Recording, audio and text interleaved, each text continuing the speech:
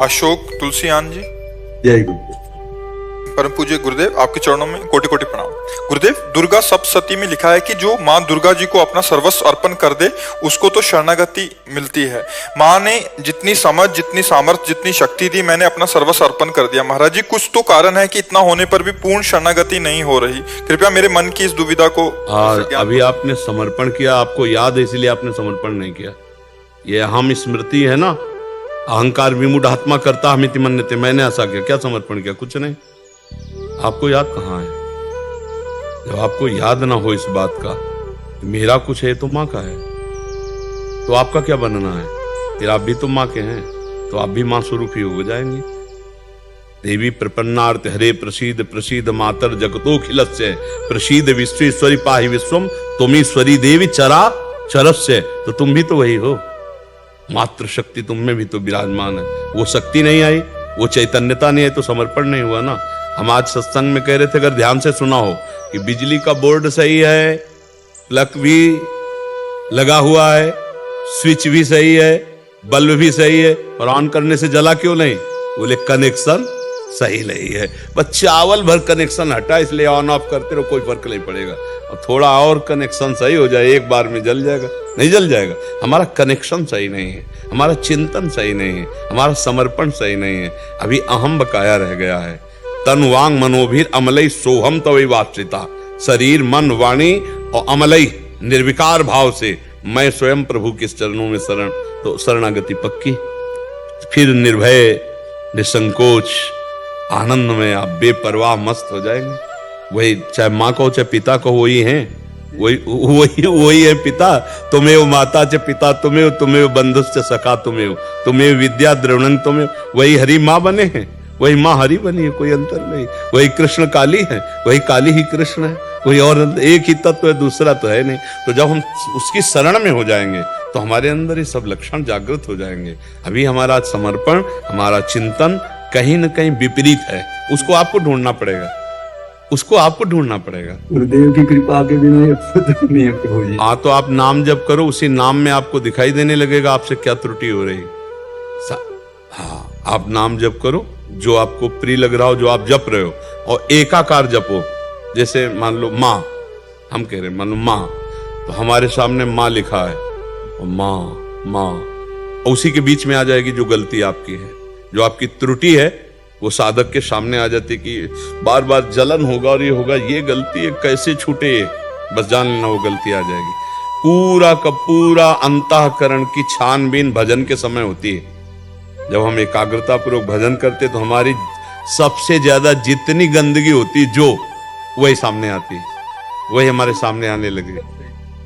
एकदम ऐसा ही होता, क्योंकि अपने लोग चल रहे हैं, अपने लोग कोई प्रवचन थोड़ी कर रहे हैं, उसी मार्ग में चल रहे हैं, तो उसको देखा है। उसी कमियों को हम क्रमशः दूर करते हैं। धीरे धीरे एक एक बात पकड़ी, आज ये छोड़ा, फिर ये छोड़ा, फिर ये छोड़ा, और धीरे धीरे निरपेक्ष होते चले जा रहे हैं। नया संस्कार न बनने पावे, पुराने संस्कार निकल रहे हैं, और भजन हमारा एक तार चलेगा, तब ये पकड़ आएगी। ऐसे मनोरंजन वाला भजन नहीं काम करता, इसमें काम करता है एक तार भजन। तन्मयता पूर्वक देख भी रहे हैं, वही सुन रहे हैं, वही हम अंदर से जप रहे हैं।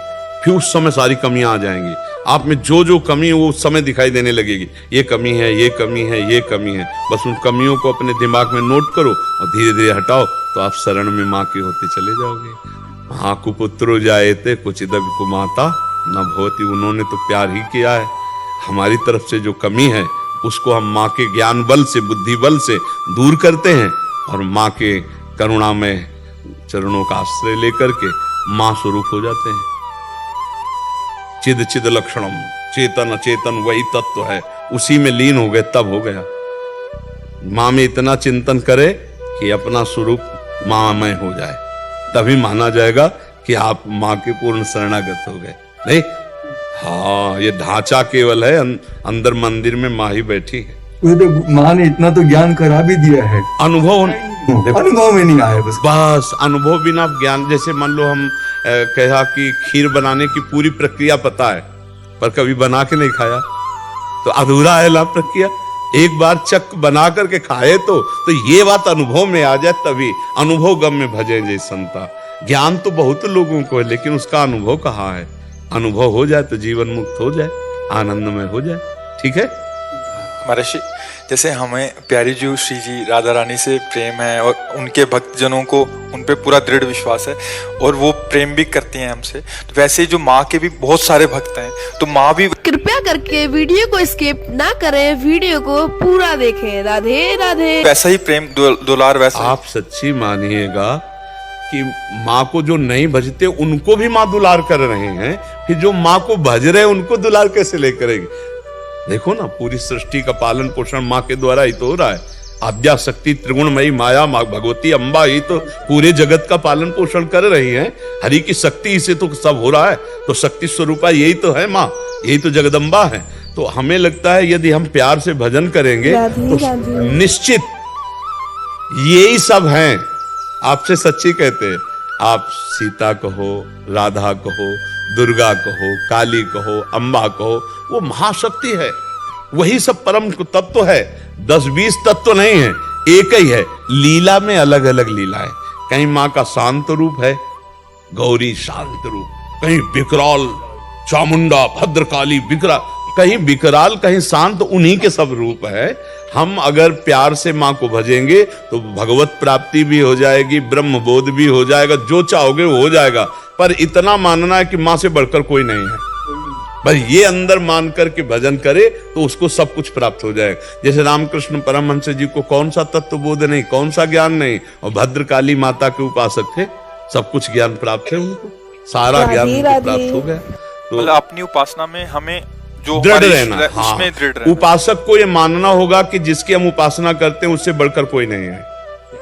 जब ये मानेगा तभी उसकी आसक्ति उस पर होगी, वो चाहे जो उपासना। जैसे हम राधा चरणों के उपासक हैं तो इसके आगे कुछ नहीं, आप माँ के उपासक तो माँ के आगे कुछ नहीं, राम उपासक राम के आगे कुछ नहीं, शिव उपासक शिव के आगे कुछ नहीं। तभी समझ में आएगा, क्योंकि उनके सिवा कोई है नहीं। तभी आपकी आसक्ति होगी, तभी आप तन्मय होंगे। और जहां दूसरा प्रतीत हुआ तो फिर वो भाव नहीं बन पाएगा जो भाव मोक्ष प्रदान करने वाला है या प्रेम प्रदान करने वाला। प्रेम गलियत साकरी तामे दो ना समाए, एक ही होकर जाना होगा, एक भाव से। केवल माँ की स्तुति करो, बस एक कोई पकड़ के उसे, बस उनके सिवा कोई है ही नहीं। तुम ईश्वरी देवी चराचर से, तुम ईश्वरी देवी चरा, तुम ही ईश्वर हो, तुम ही चराचर जगत हो, दूसरा कोई नहीं। देवी जी के लिए तुम ईश्वरी देवी चराचर से। देवी प्रपन्नार्थ माने शरणागत, हरे प्रसीद, जो इनकी शरण में आ गया उसके सारे दुखों को हरण करके प्रसन्नता और सुख प्रदान किया। देवी प्रपन्नार्थ हरे प्रसीद मातर जगतो खिलस्य, हे जगत की अखिल माता आप हम पर प्रसन्न हो। हाँ, सब पर दया करो, सत्य भाव से चलो, उनका नाम जप करो, दूसरों को सुख पहुंचाओ, माँ प्रसन्न हो जाएगी। माँ ने ये ज्ञान कराया, एक को ब्रह्म द्वितीय नास्ति, सब में मैं ही हूँ। जब ये ज्ञान उसने कराया तो ये दर्शन भी वही देगी। इसके लिए हमको निरंतर उसका चिंतन करना है, ऐसा नहीं कि आलसी बनकर बैठ जाना है। अनन्य चिंतयन्तो माँ, दिन रात ये बात कि माँ एक बार अपने चरण में बैठा ले, एक बार अपनी ज्योति से आप ज्ञान करा दो कि आप क्या चाहती हो, जो साधना आप चाहो मैं वैसा ही करूं। जिस दिन विकलता आ जाएगी उस दिन कहना नहीं पड़ेगा ये भी बात जान लो, माँ ज्ञानी नहीं, या देवी सर्वभूतेषु बुद्धि रूपेण तुम्हारे अंदर तुम्हारी बुद्धि में ही वो बैठी हुई है। बुद्धि में प्रकाश नहीं हो रहा जी, लेकिन इस जवान को रगड़ो, माँ माँ, दुर्गा दुर्गा दुर्गा, राधा राधा राधा राधा, रगड़ो। तभी हम कह रहे जवान को रगड़ो, अभी मलिनता नष्ट हो जाएगी, तेज प्रकट हो जाएगा। बिना भजन के कहने मात्र से बात नहीं बोलेगी, भजन करना पड़ेगा। बारी मथे घृत होए बरु सिकता ते बरु तेल, और बिनु हरि भजन न भवतरी या सिद्धांत। चाहे माँ को चाहे हरि को बात